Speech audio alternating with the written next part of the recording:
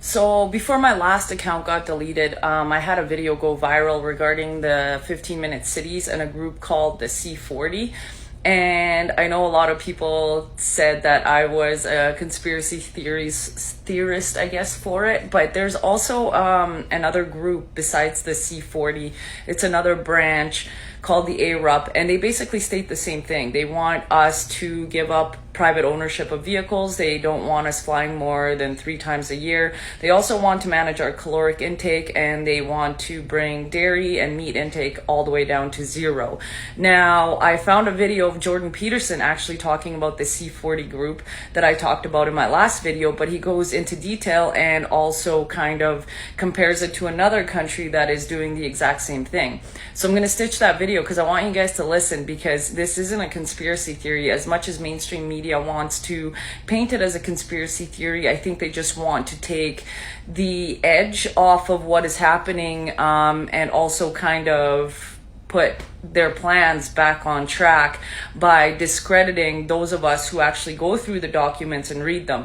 So I'm just going to stitch Jordan Peterson's video about the C40 cities, and I want you guys to have a listen. Looked into the C40 websites. The C40 is the consortium of municipalities that have signed on to the 15-minute city plan. And I read in their own documentation, this is relevant to the tri-state city idea, that their goals are to reduce caloric consumption to 2,500 calories a day by force, essentially, within the next 15 years, to ensure that the peasant class, which is everybody but the elitists, can't fly more than 1 time every 3 years, to not merely shift private car ownership from fossil fuel to electric, which is fundamentally impossible because the grid can't handle it, but to eliminate 90% of private car ownership so that people are forced to take unbelievably expensive in terms of time utilization and non-existent public transportation systems, and to limit the amount of travel that people can do outside of their neighborhoods. And, and then I watch the legacy media claim that pointing that out is something akin to a right-wing conspiracy, which it most certainly isn't, because you can just find the bloody documentation online. And then I look at places like China, which have taken this to an extreme.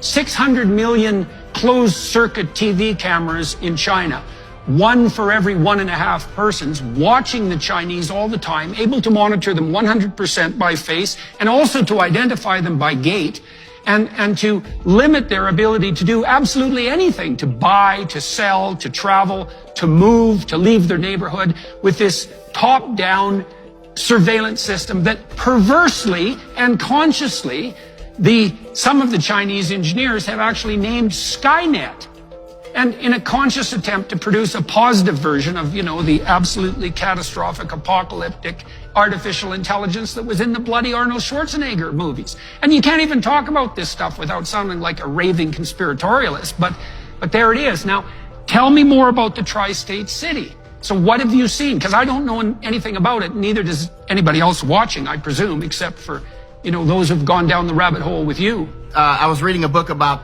cholera a couple of years ago. I think it was called Ghost Map. And interestingly, towards the end of the book, the author, in an otherwise excellent book, started talking about these smart cities where, basically everything, we don't have to worry about any disease anymore, that sort of thing. Last time I was in China, I got kicked out of Hong Kong in 2020. I was a bad boy. I was watching the protests, and they finally kicked me out after 7 months. But that was Hong Kong. But last time I was in mainland China, I was actually researching information more. I was in places like Nanjing and Shanghai and that sort of thing. But I was in southern China, where the Uyghurs are, for part of that trip. And I was talking with restaurant owners and farmers and that sort of thing. And various restaurant owners told me that when a Uyghur comes in, they are mandated by law to call the police immediately. The police immediately come to check. So the smart city goes beyond mere optics. They're installing those cameras all over Hong Kong. They were doing that when I left. That's in Hong Kong. But over in mainland China, it's not just the cameras everywhere. It's also, you're mandated to call. When I was in Hong Kong, by the way, in the protest, the protesters would take their lasers and shine them in the cameras and burn out the sensors. Actually, my camera got a little damaged by it. But that's not a long-term solution, obviously. But what I'm getting to is these smart cities are clearly coming, and they're already here to some degree. every time we use our cards and that sort of thing. But they're clearly taking it to a higher level of complete control. And again, this isn't conspiratorial. They say they're going to do it. I mean, talk about Mark Rutte, the Prime Minister of Netherlands. You can see Klaus Schwab going, where do you find such prime ministers as Mark Rutte? You know, did you see him say? I watch your Twitter, Jordan, and I watch a lot of your podcast. I know you know what's going on because you talk about it all the time.